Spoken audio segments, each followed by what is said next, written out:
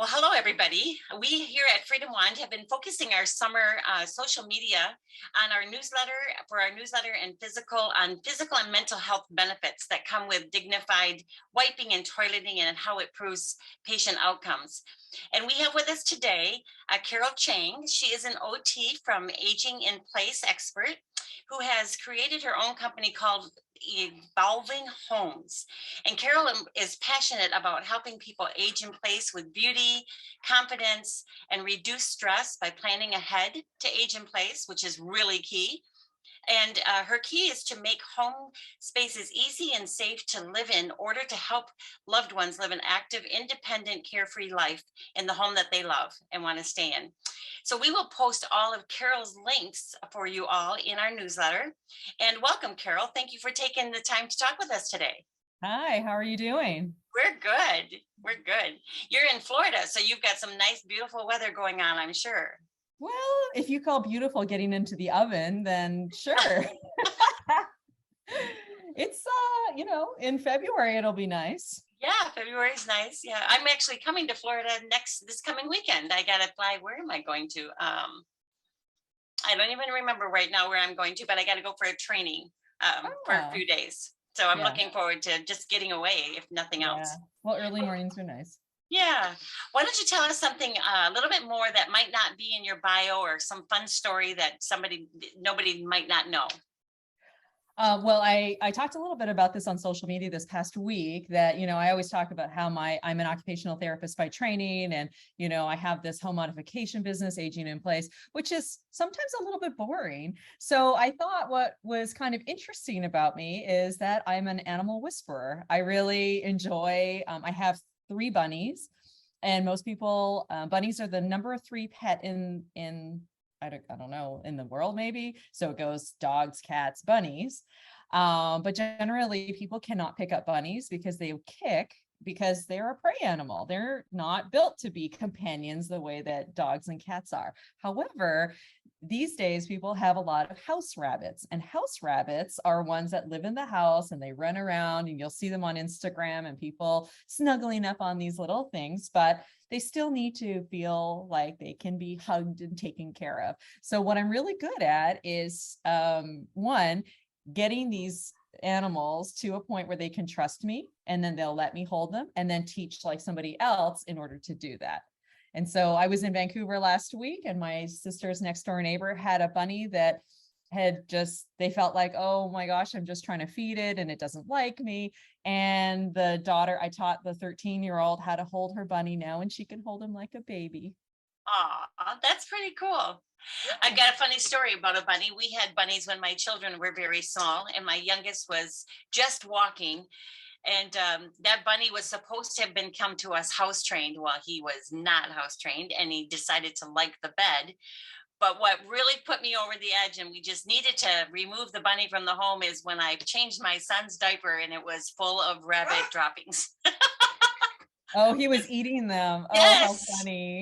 Oh, that's too funny. And after that, I needed to remove the bunny from the home, because I'm like, oh no, I can deal with droppings on the floor and picking them up, but not when my son's going to eat them.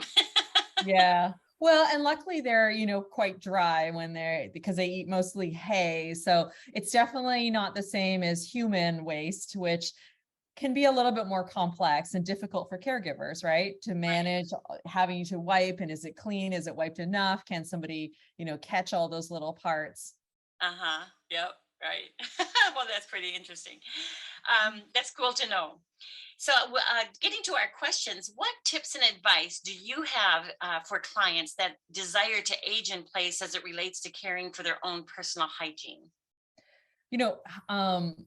Incontinence is the number 1 reason why people can't age in place. It's either that it's caregiver burden, that they can't manage all the washing, the infections or other things like that lead people to end up having to consider putting somebody in assisted living. So to me, toileting is huge. It's a huge part of being able to age in place well, because it's your own self-esteem, it's caregiver burden, but it's also a fall risk. And let me tell you why. That is a UTI problem. So if somebody can't clean themselves well, or they are cleaning themselves from, back to front, they're introducing bacteria into areas that then cause infection, which urinary tract infections often cause things like altered mental status, which might lead to hallucinations. You get generalized weakness where people are just suddenly their legs give out on them.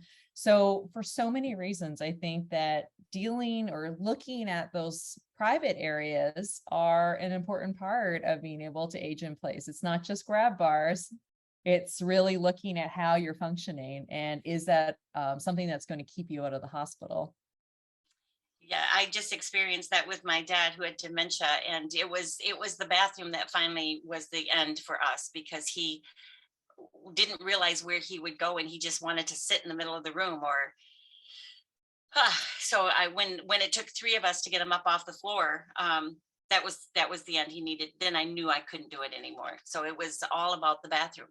Yeah, Yeah, absolutely. the toileting issues. It's Um, Thank you so much. What tips and advice for toileting personal hygiene can you give caregivers to help their client loved one age in place? Like, do you have tips and tricks for them? Um, always, because like I've said, that's a huge part of being able to age in place. I'm a Parkinson's specialist, and one of the hallmarks of Parkinson's is slowness. And you don't just get slowness in the arms and legs, you get slowness in the gut, digestion, and also evacuation.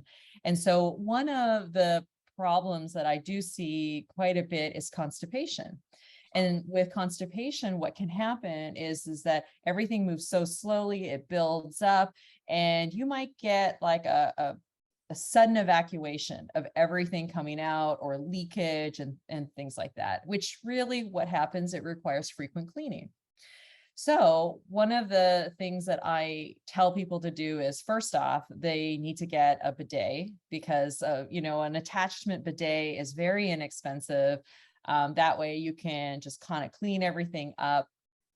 And then also using a shower hose, if they have to get in the shower, they can really get down in there, and installing grab bars a little lower. I've used the Freedom Wand a lot with drying, because one of the things that I find difficult, that people find difficult about aging, is the loss of control. So now they no longer have, they already don't like to have to ask for help, but not having the ability to participate in self-care is just really hard for people. So I really like that you can give them something else to do. So maybe if somebody has issues where they can't twist or move, or really whatever, they can participate in either doing all the work with Freedom Wand, or maybe just a bit of it, or if it's a dementia one, just give them something to participate in Mm, that activity. that's great. Yeah. Um, yeah, those are all really good. Thank you so much. What are the three most critical elements that you feel that you need to talk to a caregiver about someone coming home in order to be successful at home? Well, that's exactly what I do for work, meaning that my aging in place business looks at a holistic person. So you're not just looking at, the home environment, which is what most people think when they're thinking aging in place. They're thinking, okay, I need a contractor to come in here and put up grab bars, or I need to, do the obvious and remodel or get clear spaces. But it's not just about that. I tell people that what they really need to be considering are more than that, like good lighting for aging eyes, handholds that people aren't furniture walking, decreasing clutter. I mean, it's the cheapest thing that they could possibly do. That's the easiest or the hardest, because a lot of times people have lived in their houses for such a long time that they just have too much stuff, and it's really hard to get rid of. I always talk about physical fitness, because if somebody is not strong enough to get up off the floor, or even bringing groceries or whatever, they're not going to be able to stay at home. Yeah. And like we talked about before, staying out of the hospital, that if you're in and out of the hospital all the time, you're not aging in place. And if you can't get the help that you need through, through remote monitoring, or, you're not good with tech and you can't like connect with your kids to make sure you're okay. You need to be able to not feel like an island inside of that house. So it's a huge part. You've got to consider all those little bits and pieces, but definitely staying out of the hospital, being able to get help when you need it, physical spaces, and strength. Those are all vital parts of being able to age in place. It was so interesting to me when Dad was here because I had such a hard time getting him to do any kind of exercises. Um, Yeah. even his arm things, I just could not get him to cooperate. And I think a lot of this kind of education, now that I know better and I'm in arrears, right? I'm like, I should have been educating my parents on all of this kind of stuff way before they got sick. So I'm grateful for myself to learn all this at my age with my capacities so that hopefully I'm easier on my children when I Yeah. need the help. It's a gift. It's a gift to them, really. It And, is. and really, a lot of people just don't really recognize it. You recognize it because you went through it with your parents, so you can do better. So if Right. you know better, you're going to do better. And now, like, people are watching the aging process and saying, I don't want to do that anymore. And so you're seeing a lot more people who are interested in the concept of prevention of issues, planning ahead, thinking about what are my options, and not what are my options next week, but what are my options 10 years from now, 20 years from now, 30 years from now. And how you set yourself up for that financially, but emotionally. Yeah. I'm watching all the different aunties in my life, and I'm like, yeah, we want to be like that. We want to do that. So, you just can set yourself up a little bit better when you're open to the conversation. So I think whenever I speak with my friends recently, since mom and dad both have passed now, I'm like, you just got to just start opening up those conversations and be real and honest and get to the nitty gritty now when they have their mindset so they can understand why it is you're doing what you're doing. And yeah, Mhm. because And it's really interesting that you say that getting to those deep conversations are what you need to do. I mean, it's great family history. It's all interesting. Definitely you want to find that out before your parents pass away. But how somebody functions privately, that is a tough conversation. Daughters do not want to know how their dads are toileting or showering. And, I'm just saying that, but those are conversations that are utterly important. And that's why OT is so valuable, because we are trained in having those conversations very delicately, but we still need the answers. Because if right. I don't know if I don't know what your struggles are, is it getting up off the toilet? Is it wiping? Is it that you're dizzy when you stand up? If I can't drill down as to what the problem is, I can't help you fix that, Yeah. So these are conversations that you have to have with a medical professional, and people don't feel open to that when a contractor comes over and says, hey, where do you want me to put the grab bar? They're not thinking, well, okay, they toilet in this way, or because they have Parkinson's, they tend to be hunched over, so that bar needs to be lower than you normally would put it in there. They're not thinking about those little nuances that you and I know, but you need the answer to if you're going to really be able to take care of your family at home. Right, right. And those conversations are just so special because, first of all, they're special, but even pre-planning for your funerals, which isn't our topic, but those types of conversations with your parents while they still have their faculties is very, very special and extremely helpful for when the time comes. No, And absolutely. it gives you a peace of mind. It gave me a peace of mind that I was caring for them the way they wanted to be cared for as long as Right. I possibly could. Right. So it just gives you a peace of mind that when you do have to make those tough decisions, that you don't feel guilty making those decisions. Right. You've done what you can and you've done their wishes. So that's been great. Um, so we've got a couple minutes left. So we have a question here that says, do you have a story of improved patient outcome of someone being able to stay at home that relates either to the Freedom Wand specifically or the use of a toileting device? Do you have any kind of a fun story or interesting? I do. I have the cutest patient who is a Parkinson's patient, so a little slowness in movement, but she's also this tiny little thing under 5 feet and a little bit rounder. So when she first came to me, she said, my biggest problem is that I can't toilet myself. And where she was, we couldn't do a bidet. And she often like would go between different, different her kids between her kids, and so she can't always just bring everything with her. So we talked about the Freedom Wand, because what did she say? I have little T-Rex arms, I just can't reach down there. And it's funny because of course there's some biomechanics in there, but if you're a little, if you carry your weight in your belly and you have shorter arms than your ratio, it might feel like you have a little T-Rex arms and you're thinking there's just no way that I can wipe myself. But with practice and a little bit of training, it's totally possible. That's cute. That's cute. My smallest patient was a little person, and she was only 2.5. And she was teeny.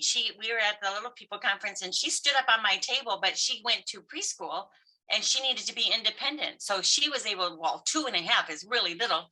So she used just the head, and she practiced underneath the table with the skirt around, and she's, Mommy, I can do it. I can do it. So that's my funnest little story about a little teeny tiny little one that needed to be independent. But how cool was that? Because that just allowed her to go into the mainstream of school, because she could tend to her own toileting. Yeah. Well, even at that age, right? Yeah. But parents then preload them and pre-make the pom-poms and hold them together with a rubber band. But yeah, that's a neat story. Thanks for sharing. I have a friend who's got T-Rex arms. She calls herself T-Rex. Is there anything else? We've got just about a minute or so left. Is there anything else that you would like to cover specifically to what you do, or anything else toileting concerns wise? I just want to say that, the more planning that we do, the better off we will be. And trying to come up with solutions because you are in a time crunch, because somebody is like, oh my gosh, I'm at home already after my back surgery, even though or maybe they didn't know that they're not allowed to twist, trying to solve those problems and trying to get Amazon to deliver the Freedom Wand ASAP. Those are not my wishes for, the generations going forward. Knowing about a product before you need it, and then having it on hand before you come home, that is what I really focus on when I do virtual consults. My favorite thing is when people call me way before somebody's coming out of the hospital in 3 weeks, in 2 weeks, and let's have a conversation so you can start looking at what your options are, pick deliberately what you want, and have it ready when they get home. Perfect. And I think our doctors need to be addressing it, and the nurses of our doctors, when they have those types of procedures and surgeries, that they are very open to saying, sit somebody on a chair and try and bend and twist and reach your bottom without twisting more than 90 degrees, and see if you can do it. And if you can't do it, you need to get something, right? Right. Absolutely. Practice in the doctor's office in the chair and see if you can, because it's like a board. When I was in my turtle shell, there was no bending or twisting. You were a board, and you couldn't do anything, and you just can't reach. And when you overextend, it would be like putting weight on a weight limit ankle injury or foot injury. Right. And you're just going to set yourself back when you twist and overreach. Yeah. Well, and unfortunately, our healthcare system just can't manage these things. And so that's the reason why I started my business, because nobody has time anymore to educate. But that's why I think that the next phase of what medicine is going to look like is it's going to be people like us educating on social media and telling people, hey, here are some examples, here's why you need that, because they're not going to get that information from the doctors or nurses in the hospital, because those guys have so much paperwork to do to satisfy insurance things so that they can get paid for just the surgery, never mind like the aftercare or the quality of life stuff that happens once you get home. Yeah, exactly right. And now with all of us baby boomers coming around and not enough people to help care for us, we have to really be on top of it so we can stay home as long as we can. Yeah, you need to be as independent as possible, for sure. For sure. Well, Carol, it was wonderful having you join us. Thank you so much for taking the time. Yes, thank you for having me. And have a wonderful weekend coming up. Yes, you too. Yeah. Bye now. Bye.